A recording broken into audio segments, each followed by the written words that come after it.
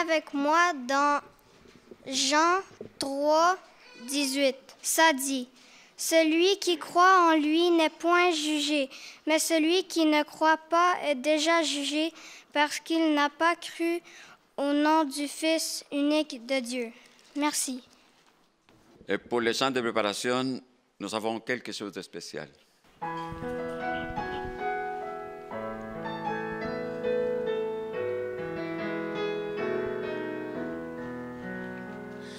L'amour du Père est infini, plus précieux que beaucoup d'or. Il a donné son Fils unique et fait de nous son trésor. Tristesse, souffrance sans mesure, le Père détourne le regard. Quand de Jésus les meurtrissures nous font entrer dans sa gloire.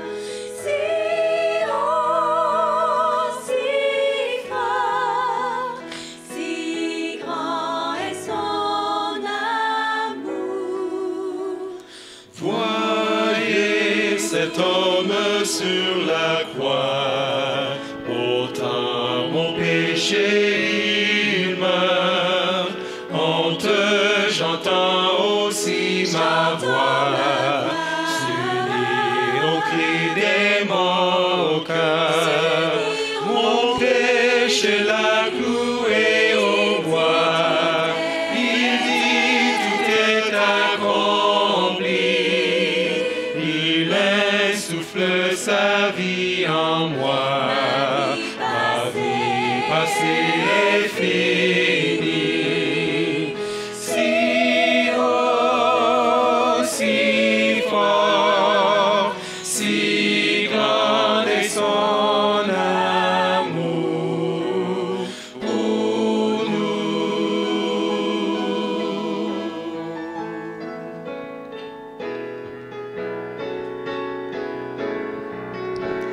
Je ne me vanterai de rien, ni force, ni sagesse, ni don, car Jésus-Christ est mon seul bien, sa mort, sa résurrection. Je n'en comprends pas la raison, mais je prends part à son butin. Pourtant mon cœur en est certain, il a payé ma rançon. Si haut, si pur, Si profond, si fort, si grand est son amour pour nous.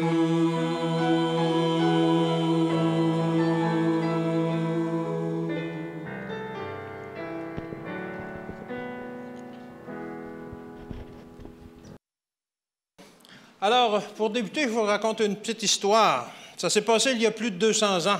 C'est arrivé en France. La France, à cette époque-là, avait,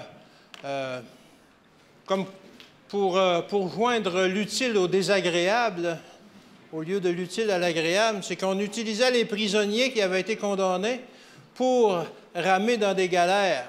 Alors, justement, en plus d'accomplir la punition pour laquelle ils avaient été condamnés, c'était rendu utile dans le sens qu'il fournissait un travail de propulsion pour ces bateaux-là. Et ils étaient enchaînés à leur banc et ils passaient tout le reste de leur vie, généralement, enchaînés sur le banc où ils devaient ramer. Et tout se passait là seulement. Ils nourrissaient là, ils dormaient là, etc. Et ils ramaient là, bien entendu.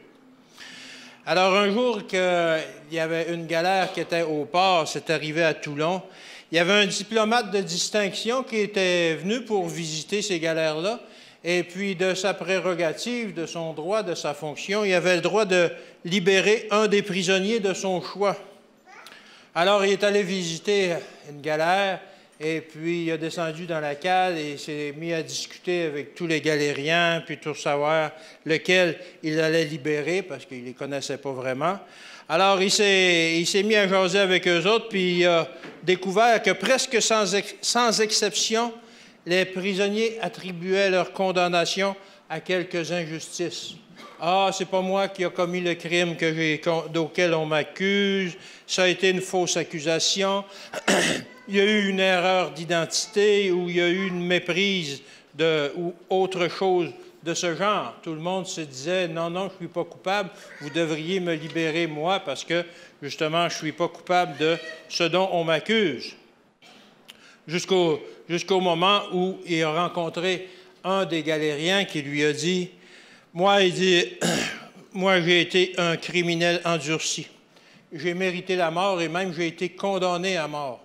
Heureusement, ils ont transmué ma peine pour ramer à devenir galérien, ce qui fait que, heureusement, je suis encore en vie. » Alors, le diplomate en question, il lui a dit « Misérable canaille, votre présence ici contamine tout le reste de ces braves gens. Vous devez être libéré. » Alors là, il s'est tourné vers son aide de camp et il lui a dit « C'est cet homme-là que je veux libérer. Voici l'homme que je veux gracier. » Alors, la grâce, c'est quelque chose dont on ne mérite pas. C'est quelque chose, c'est une faveur imméritée. Ce galérien-là disait « Non, je mérite la punition pour laquelle j'ai été condamné et je suis là parce que j'ai commis des crimes. » Et c'est le diplomate qui l'a libéré parce qu'il le reconnaissait qu'il méritait sa punition. Alors, la Bible nous dit dans Proverbe 28 au verset 13, Proverbe 28, verset 13, « Celui qui cache ses transgressions ne prospérera pas, mais celui qui les avoue et les délaisse obtiendra miséricorde. » Telle est aussi la grâce divine. C'est la même chose, c'est ça pour la grâce divine. Elle s'exerce envers les indignes, car elle est par définition une faveur imméritée. La grâce, on ne la mérite pas, elle nous est donnée gracieusement. Dans Tite 2, au verset 11 et 12, Tite 2, versets 11 et 12, « La grâce de Dieu a été manifestée. Elle apporte le salut à tous les hommes. Elle nous enseigne à renoncer à l'impiété et aux convoitises mondaines et à vivre dans le siècle présent sobrement, justement et pieusement, en attendant la bienheureuse espérance et la manifestation de la gloire de notre grand Dieu et notre Sauveur Jésus-Christ. » Alors, la grâce de Dieu a été manifestée en Jésus-Christ et elle nous enseigne comment on doit se comporter lorsque l'on a été gracié. C'est sûr que lorsque on a été gracié, on ne se comporte pas de la même façon dont on se comportait avant. Le criminel, le galérien qui a été gracié, il n'est pas retourné à sa vie criminelle, c'est sûr. La grâce de Dieu ne nous est pas octroyée parce que nous sommes méritants. Ce serait un salaire à ce moment-là, ce ne serait pas la grâce. Parce que si on mérite la grâce, si on mérite quelque chose, ce n'est plus une grâce, c'est quelque chose qui nous est dû. Ce serait un mérite. Elle n'est pas offerte non plus parce que nous en sommes dignes, parce que ça, ce ne serait plus la grâce, ce serait un dû, ce serait quelque chose que Dieu nous doit. La grâce passe à côté de ceux qui s'en jugent dignes et elle atteint ceux qui se pensent indignes de l'avoir, la grâce. Jamais on n'a gracié un innocent. La grâce ne sert pas à gracier un innocent. Si quelqu'un se dit qu'il n'est pas coupable, il va avoir un nouveau procès. Mais lorsque sa culpabilité a été bien établie, si par exemple on prend l'exemple d'un condamné à mort présentement aux États-Unis, où on applique dans certains États encore la peine de mort, le seul recours qu'il y a eu après avoir passé toutes les étapes des procès où on reconnaît vraiment sa culpabilité, c'est d'obtenir la grâce du gouverneur de l'État ou même du président des États-Unis. C'est la seule façon qu'il lui reste d'avoir la vie sauve. Alors, la grâce est pour les coupables, ce n'est pas pour les innocents. Alors, c'est la même chose. Seuls les coupables peuvent être graciés, et ceux-là seuls seront graciés qui se reconnaissent coupables et indignes de la faveur divine. C'est la même chose pour Dieu. Lorsqu'on se reconnaît indigne de la faveur divine, on peut être gracié. Une des plus difficiles leçons que nous ayons à apprendre, c'est que nous avons besoin de la grâce parce que nous sommes déjà condamnés. Il faut reconnaître sa culpabilité. Il faut reconnaître que notre vie de péché nous condamne et qu'on est condamné à mort. Jean 3, verset 18. Jean 3, 18. Celui qui croit en moi n'est point condamné, mais celui qui ne croit pas est déjà condamné parce qu'il n'a pas cru au nom du Fils unique de Dieu. Alors, lorsque l'on croit lorsque l'on ne croit pas, on est déjà condamné, mais lorsque l'on croit, on peut obtenir à ce moment-là la grâce du Fils unique de Dieu. Romains 3, verset 23. Romains 3, 23. Car tous ont péché et sont privés de la gloire de Dieu. Tous nous sommes coupables, tous nous sommes pécheurs, tous nous avons violé la loi de Dieu, et la Bible nous dit dans Romains 6 au verset 23 que la sentence du péché, c'est la mort. Alors tous nous sommes condamnés à mort, et la seule façon que l'on puisse nous en sortir, c'est par la grâce. Nous sommes tous des condamnés en attente d'exécution, et tôt ou tard, la sentence sera exécutée, parce qu'il est écrit dans Hébreux 9 au verset 27, Hébreux 9 au verset 27, « Il est réservé aux hommes de mourir une seule fois, après quoi vient le jugement. » Alors on devra tous passer par là. À moins qu'entre-temps, la grâce divine ne s'exerce en notre faveur. Alors là, il peut y avoir une autre solution. C'est important de savoir que la grâce est déjà là. La grâce est déjà au milieu de nous. Quand on parle de la grâce, on parle de l'acte de grâce, mais on parle de Jésus aussi. Jean 1, verset 17. Jean 1, verset 17. La loi a été donnée par Moïse, mais la grâce et la vérité sont venues par Jésus-Christ. En effet, c'est Jésus-Christ qui est venu vivre la vie des hommes. Il a parlé des choses du ciel dans le langage des hommes pour se faire comprendre d'eux et leur faire comprendre la grâce qu'il apportait aux hommes. Dieu s'est fait homme pour vivre parmi les hommes, pour expliquer le plan du salut et montrer la grâce, qu'il était le représentant. Il était la grâce et il voulait montrer la grâce qui pouvait être donnée aux hommes. Alors c'est de cette façon qu'on a vu la grâce chez les pharisiens qui avaient traîné devant tous et devant Jésus une femme prise en flagrant délit d'adultère. La loi de Moïse, dans sa stricte application, la condamnait à mourir, lapidée. Mais la grâce incarnée était d'un autre avis. Car en s'adressant à la femme repentante, Jésus lui a dit, à la fin de l'histoire, lorsque les pharisiens se sont tous retirés après que Jésus a écrit leurs péchés sur le sable, dans Jean 8 au verset 11, Jean 8, verset 11, « Je ne te condamne pas non plus, va et ne pêche plus. » Alors la loi condamnait cette femme, mais la grâce lui pardonnait. J'aime penser que cette femme-là a changé de vie à partir de ce moment-là. La grâce va au-delà du pardon. Elle insuffle la puissance de rompre avec le péché et de mener une nouvelle vie. Lorsqu'on a été gracié, lorsque la sentence de mort a été retirée de nous, on n'a pas envie de continuer à mener la même vie qu'auparavant. On change de vie et ça nous donne la force et la puissance de rompre avec le péché et de mener une nouvelle vie maintenant. Alors la grâce marchait sur les routes de la Palestine, semant bienfait sur bienfait, entrant dans la maison des publicains et des gens de mauvaise vie, mangeant avec eux, leur parlant de l'amour de Dieu qui ne veut pas que le pécheur meure, mais qu'il y ait repentance et qu'il y ait salut pour les hommes. La grâce était là à la croix, lorsqu'elle déversa son pardon dans l'âme d'un brigand repentant et lui assura le salut total par ses paroles. Luc 23, verset 43. Luc 23, 43. « Je te le dis aujourd'hui, tu seras avec moi dans le paradis. » Alors la grâce était là pour ce pécheur qui se repentait. Alors que son copain ou l'autre L'autre brigand se moquait de Jésus et lui disait, si c'est toi qui es le Fils de Dieu, si c'est vraiment le Fils de Dieu, mais descends de là, puis sauve-nous nous aussi en même temps. Mais l'autre brigand avait reconnu, tu ne crains donc pas Dieu. Il avait reconnu Jésus, le Fils de Dieu en Jésus, et il lui a manifesté, il lui a demandé justement de se souvenir de lui au jour de la résurrection. Et qu'est-ce que Jésus lui a répondu? Il lui a présenté la grâce.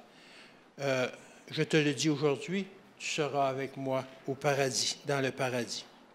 Alors la grâce était là, crucifiée et insultée par les hommes.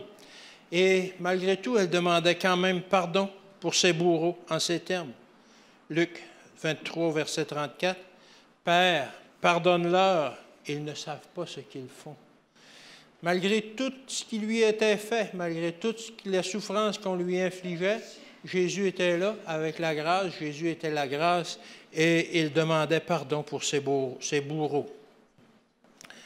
La grâce personnifiée par Christ était là, conquérant la victoire sur le péché et la scellant par ses paroles. Jean 19, verset 30, « Tout est accompli. » Alors, lorsqu'il était sur le point de mourir, qu'est-ce qu'il a dit? « Tout est accompli. J'ai accompli le sacrifice qui permet maintenant que la grâce soit appliquée pour les coupables. » Encore aujourd'hui, la grâce se penche vers chacun de nous en nous suppliant. 2 Corinthiens 5, verset 6. 2 Corinthiens 5, verset 6. Nous vous en supplions, au nom de Christ, soyez réconciliés avec Dieu. C'est Paul qui parle, mais il nous supplie d'être réconciliés avec Dieu, d'accepter la grâce que Dieu nous propose. La grâce divine nous apporte beaucoup plus que celle qui est accordée par un roi ou par un diplomate, comme on l'a vu au début de l'histoire, ou comme un président. C'est Jésus qui, lorsqu'il nous présente la grâce, qui nous tient par la main, qui nous apporte le salut.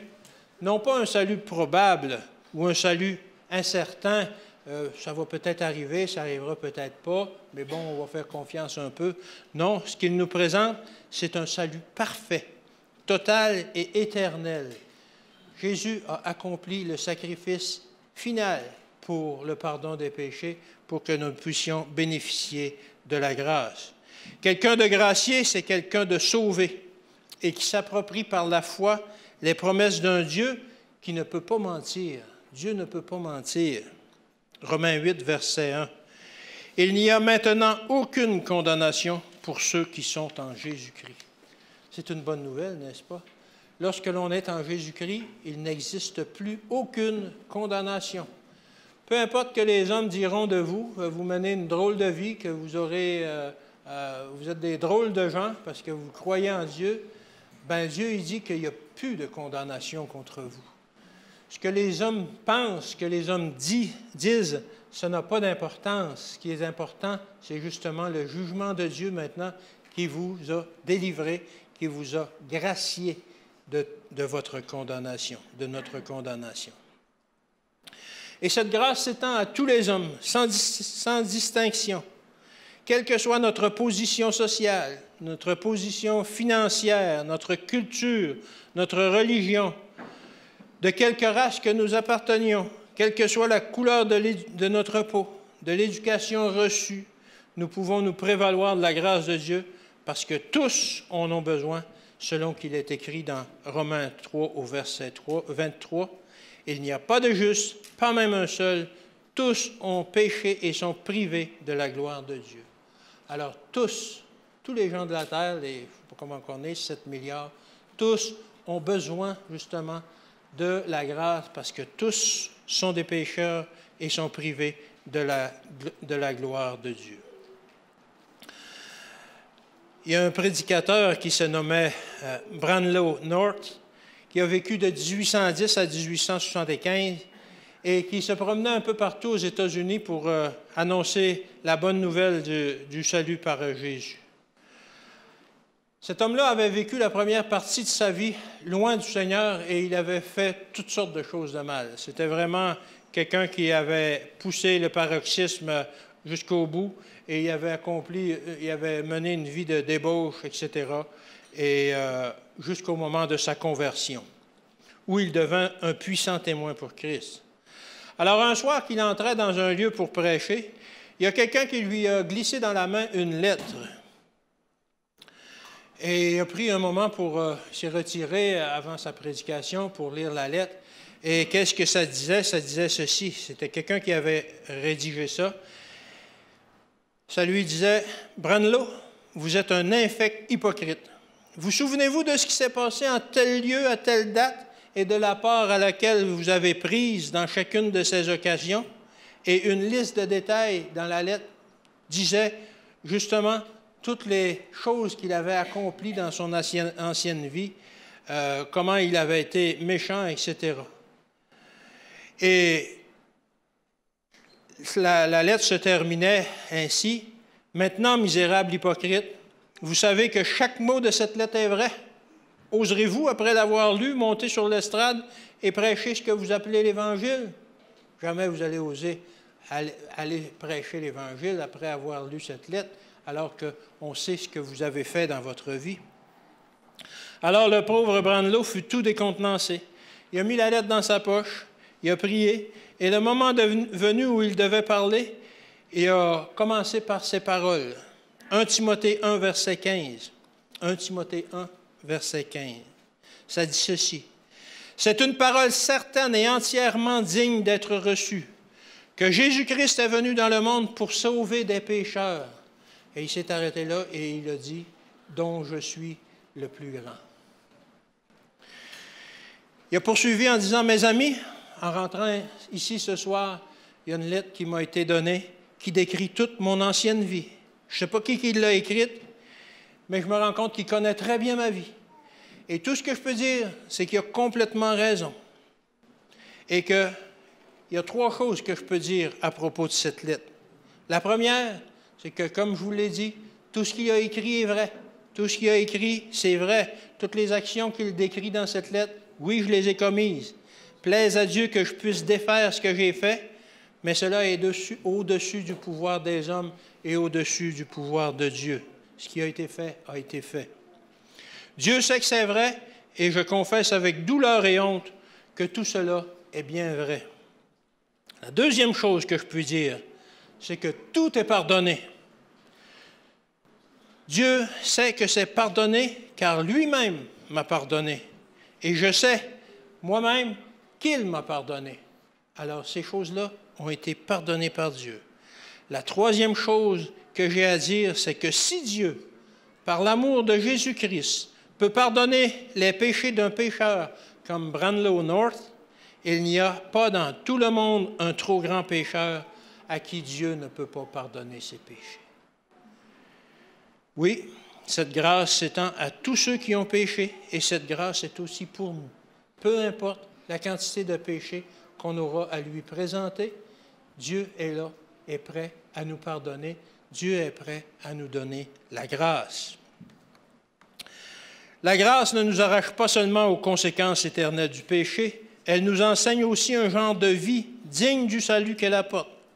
Accepter la grâce de Dieu implique 2 choses.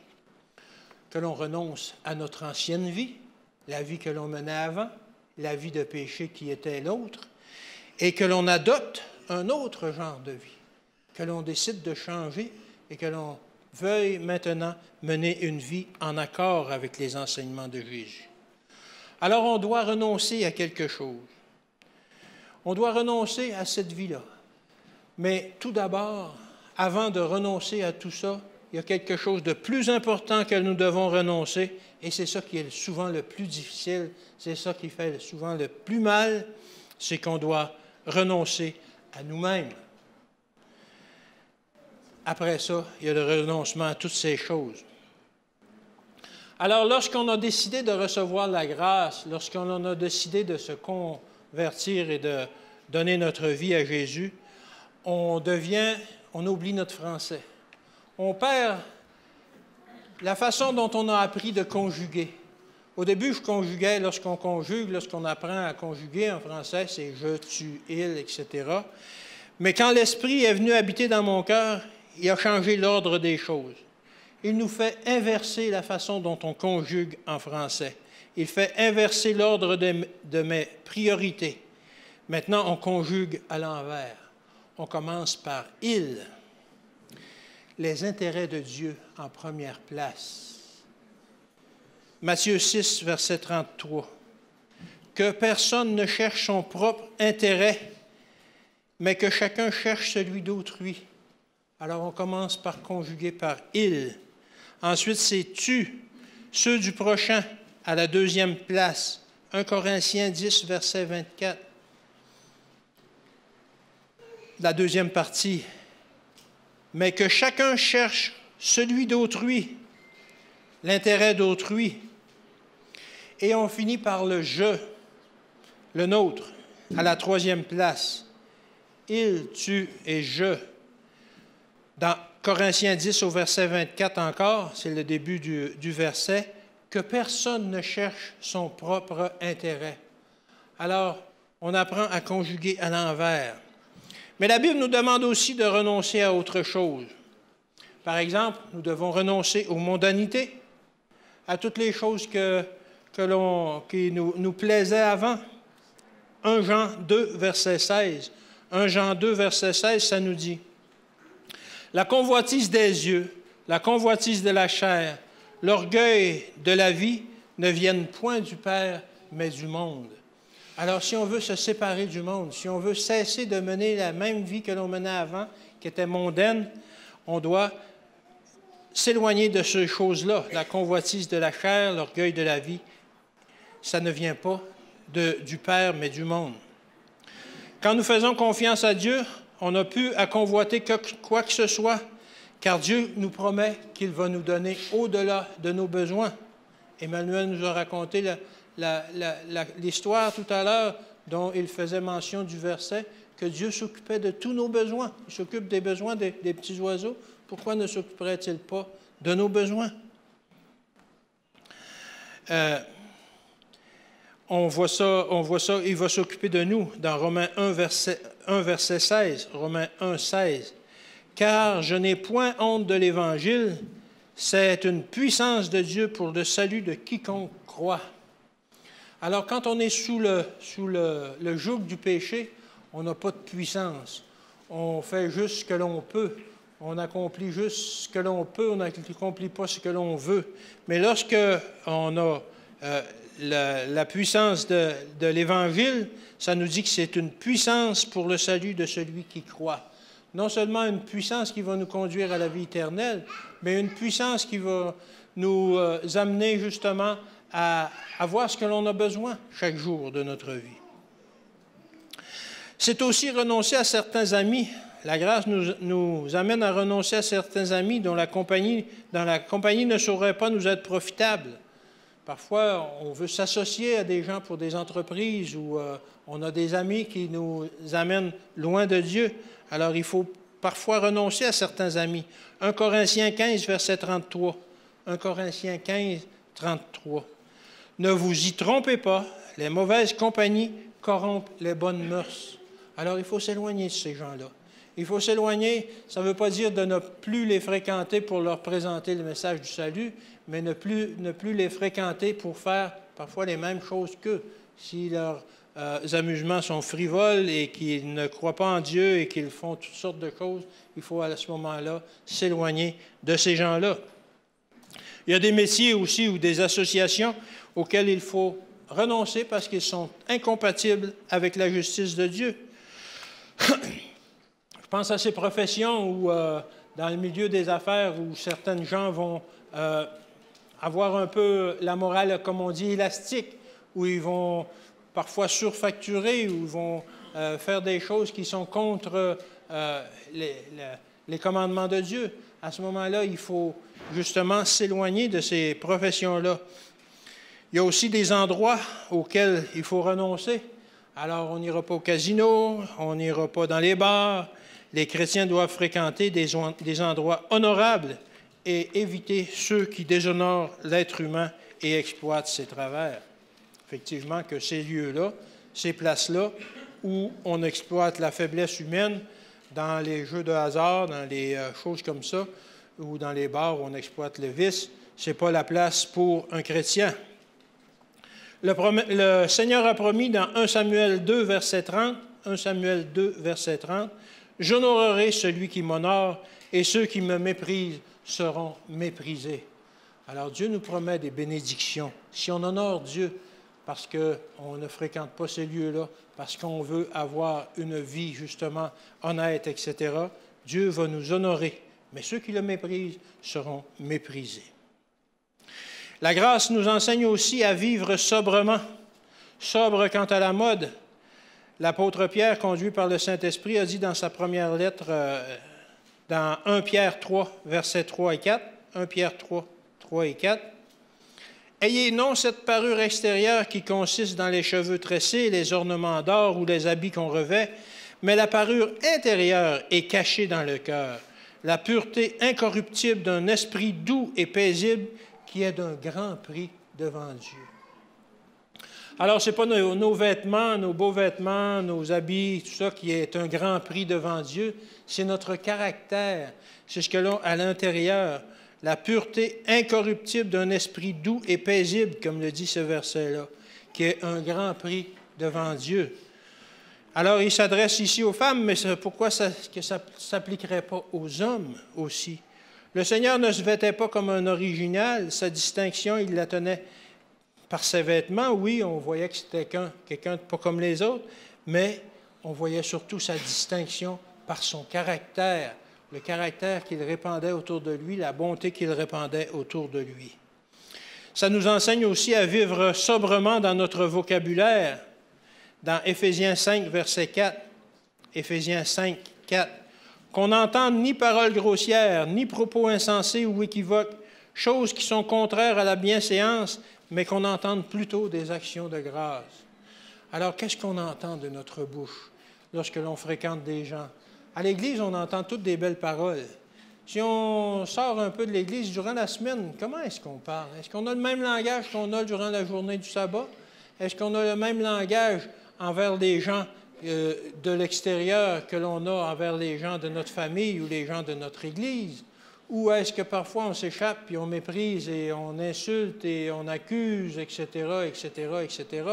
C'est une bonne question. Alors, Paul nous dit dans Éphésiens qu'on n'entende ni paroles grossières, ni propos insensés ou équivoques. Est-ce qu'on raconte des petites histoires parfois qui sont équivoques, là, qui ont à double sens, ou des choses qui sont contraires à la bienséance? Et si on ne dit pas ces choses-là, est-ce qu'on entend des actions de grâce de notre bouche? Gloire à Dieu, puis tu as bien fait ça, ou est-ce qu'on bénit les gens, qu'on on les motive, etc., etc. Alors, noblesse oblige, nos lèvres aussi, autant que notre cœur et nos pensées, doivent être purifiés. La grâce purifie le corps entier. Il faut être aussi sobre quant à la nourriture. Luc 21, verset 34. « Prenez garde à vous-même, de peur que vos cœurs ne s'apaisantissent par les excès de boire et de manger. » Alors, c'est comme on dit, il ne faut pas vivre pour manger, mais il faut manger pour vivre. On n'a pas besoin de tous ces extras-là, parfois, qui sont proposés par toute l'industrie aujourd'hui, qui fait que, finalement, nos cœurs s'apesantissent et que l'on devienne moins réceptif à la parole de Dieu. Il faut être aussi sobre dans les dépenses et dans les possessions. Là aussi, la grâce nous enseigne. Romains 12, verset 16. Romains 12, 16. « N'aspirez pas à ce qui est élevé, mais laissez-vous attirer par ce qui est humble. » Dieu nous promet de nous donner chaque jour notre pain. Donnez-nous notre pain quotidien. Oui, il va nous donner notre pain comme on a besoin, comme il donne les grains aux petits oiseaux. Mais il n'a pas dit qu'il allait nous donner du beurre de pinot et de la confiture dessus. Contentons-nous de ce qu'il nous donne, du pain. Autrement dit, il connaît nos besoins. Il sait ce qui est bien pour nous. Il va nous donner suffisamment pour notre corps et pour notre âme à chaque jour. Il va nous donner graduellement en plus, de plus en plus, à mesure qu'on va apprendre à gérer ces choses, à gérer ces dons, à gérer ces connaissances que nous aurons, et à mesure qu'on va les utiliser pour sa gloire aussi. La grâce nous enseigne aussi à vivre justement vis-à-vis du prochain. Proverbe 11, verset 1. Proverbe 11, 1. La balance fausse est en horreur à l'Éternel, mais le poids juste lui est agréable. Alors, on avait tendance parfois à avoir des poids dans la balance. On comprend que la balance, c'était des poids avec dans les deux plateaux dans lesquels on mettait d'un côté les poids qui déterminaient le poids et d'autre côté la marchandise. Et parfois, on mettait le poids un peu plus petit pour justement frauder l'acheteur. Alors, la Bible nous enseigne que la grâce nous dit qu'il faut être honnête. Il faut être honnête avec les gens. Aujourd'hui, on ne pèse plus les choses de cette façon-là. Mais est-ce qu'on n'a pas tendance parfois à frauder l'impôt un petit peu ou des choses de même, ne pas déclarer tous nos revenus, etc. Ça peut arriver, n'est-ce pas? Ou une caissière se trompe et nous remet plus d'argent lorsqu'elle nous remet le change et qu'on s'en rend compte, mais on ne le dit pas. Est-ce que c'est correct? Mais non. La Bible nous dit qu'il faut être juste vis-à-vis de notre prochain. Dans Psaume 33, verset 5, Psaume 33, 5, « Il aime la justice et la droiture. » On parle de Dieu. « Il aime la justice et la droiture. La bonté de l'Éternel remplit la terre. » Et lorsque l'on accomplit des gestes qui ne sont pas selon la bonté de Dieu, on fait des petits trous dans la bonté éternelle qui remplissent la terre, qui remplit la terre. Il y a des petits coins où c'est pas ça. Dès le moment où la grâce nous a revêtus de son pardon et de sa justice, son enseignement est le suivant: qu'il n'y ait pas de contradiction entre la dignité qui nous a été conférée au jour de notre salut et de notre vie de chaque jour. Alors, notre vie de chaque jour doit refléter le salut, le moment où le salut nous a été conféré. Elle nous enseigne aussi à vivre sobrement et vivre pieusement la grâce. La piété, c'est le respect des choses saintes. La Bible est sainte, en ce sens qu'elle est la parole de Dieu et que les rachetés ne traitera jamais son message à la légère, mais qu'ils vont en faire désormais sa nourriture quotidienne, selon ce qu'il est écrit dans Matthieu 4, verset 4. Matthieu 4, 4. « L'homme ne vivra pas seulement de pain, mais de toute parole qui sort de la bouche de Dieu. » Alors, comme on a besoin de pain quotidiennement, comme on a besoin de nourriture à chaque jour, on a aussi besoin de la nourriture de Dieu chaque jour de notre vie. Honorer la Bible, c'est pas s'en acheter une belle version dorée sur tranche avec une couverture en cuir souple que l'on met dans notre bibliothèque puis que l'on n'ouvre jamais pour qu'on l'expose aux gens montrant. Moi, c'est la Bible. Moi, c'est la Bible, le centre de ma vie. Elle est là dans le salon et je ne l'ouvre jamais par contre. Honorer la Bible, c'est lui donner une place de choix, non pas sur un rayon dans notre salon, mais dans nos lectures, dans nos vies, dans notre cœur, et nous laisser pénétrer par son message. La grâce nous enseigne aussi à attendre. Tite 2 au verset 13. Tite 2, 13. En attendant la bienheureuse espérance et l'apparition de la gloire de notre grand Dieu et Sauveur, Jésus-Christ. Vous savez que Jésus nous a promis de revenir. Non pas comme la première fois alors qu'il est venu comme un petit bébé dans une mangeoire, mais Jésus, il va revenir en grâce. C'est ce retour de Jésus, Christ, que nous croyons proche, qui nous pousse à vivre en fonction de ce grand jour. Lorsque l'on sait que Jésus va revenir, lorsque l'on sait que ça peut être au cours de notre vie, ou en tout cas peu importe, bien, ça nous pousse justement à vivre cette vie de grâce qui nous a été conférée. Le racheter sent qu'il doit être prêt afin de ne pas être pris à l'improviste quant à sa conduite. Mais tout ce que je vous ai parlé là, précédemment, on aurait beau essayer de le vivre par nos propres forces seules, jamais on va réussir. On ne peut pas commencer cette vie nouvelle qu'après avoir reçu la grâce. On peut être d'accord avec le côté éthique de la Bible. On peut dire, oui, c'est quelque chose qui fait du sens, les commandements, etc. On peut essayer de vivre à la hauteur de nos plus nobles aspirations. Nous pouvons essayer d'appliquer du mieux que nous pouvons les paroles de l'Évangile en nous-mêmes. Et même si on réussit assez bien, le Seigneur, à son retour, ne nous prendra pas avec lui. Pourquoi? Parce que Dieu est formel. Il le dit dans Éphésiens 2, versets 8 et 9. Éphésiens 2, 8 et 9. C'est par la grâce que vous êtes sauvés, par le seul moyen de la foi. Cela ne vient pas de vous, c'est le don de Dieu. Ce n'est point par les œuvres ou nos efforts, afin que personne se glorifie. Dieu seul, par les mérites de son Fils, peut nous accorder le salut. Il faut d'abord être gracié et avoir accepté cette grâce, car sans la grâce reçue personnellement, malgré tous nos efforts, on va rester des condamnés à mort. Aux États-Unis, au siècle dernier, il y avait un certain George Wilson. Ça s'est passé à Philadelphie. Il a été condamné à être pendu pour vol de courrier et pour meurtre aux États-Unis. Alors, il y a des amis influents qui ont obtenu sa grâce du président de l'époque, qui s'appelait président Jackson, et ils ont réussi à obtenir sa grâce. Mais lorsqu'ils lui ont présenté, ils lui ont dit qu'il allait être gracié, il a refusé. Il n'a pas voulu. Il s'est dit que sa vie de crime méritait justement la punition qu'on l'avait condamné, c'est-à-dire la mort. Et le président Jackson, tout surpris, ainsi que ses amis, ils ont dit « ça n'a pas de sens.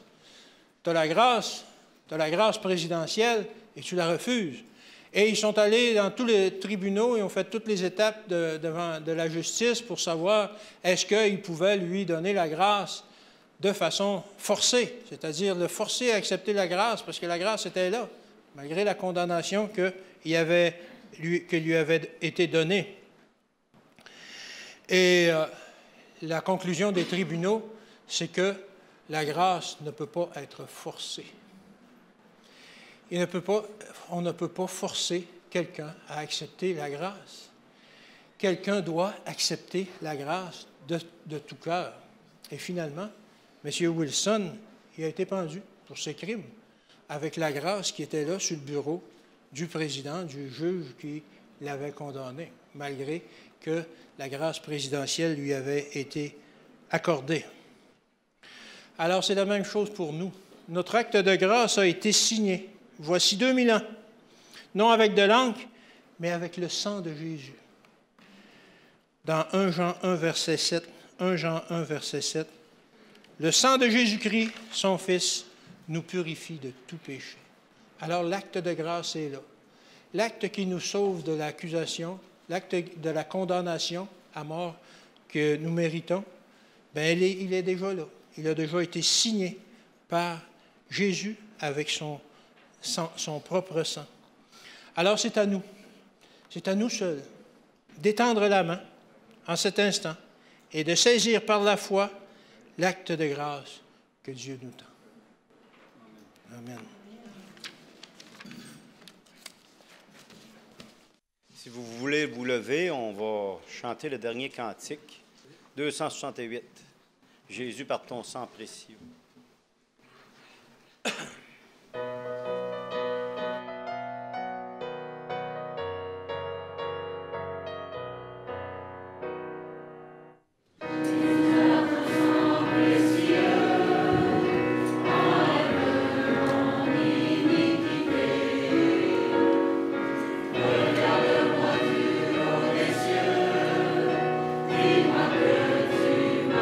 Pardonné.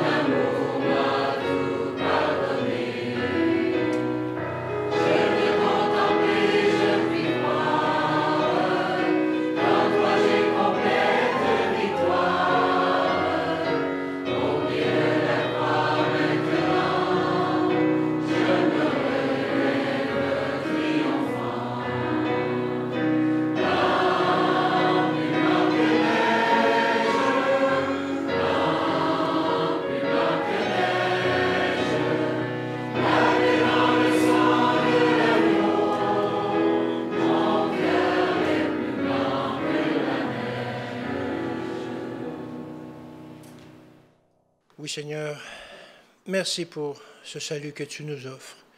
Merci pour ce sacrifice qui a coûté la vie de notre Seigneur Jésus. Seigneur, par sa résurrection, il nous offre la vie éternelle. C'est à nous maintenant de nous saisir de cette grâce qu'il nous donne, qu'il nous offre. Seigneur, fais que tous ces gens ici présents, fais que les membres de nos familles, fais que nos enfants acceptent ce message et saisissent à deux mains cette grâce qui nous est si gracieusement tendue. Seigneur, on te demande de bénir ces gens au cours de la semaine, toute cette assemblée, que ton esprit les accompagne et les conduise. Et c'est au nom de ton Fils qu'on te le demande. Amen.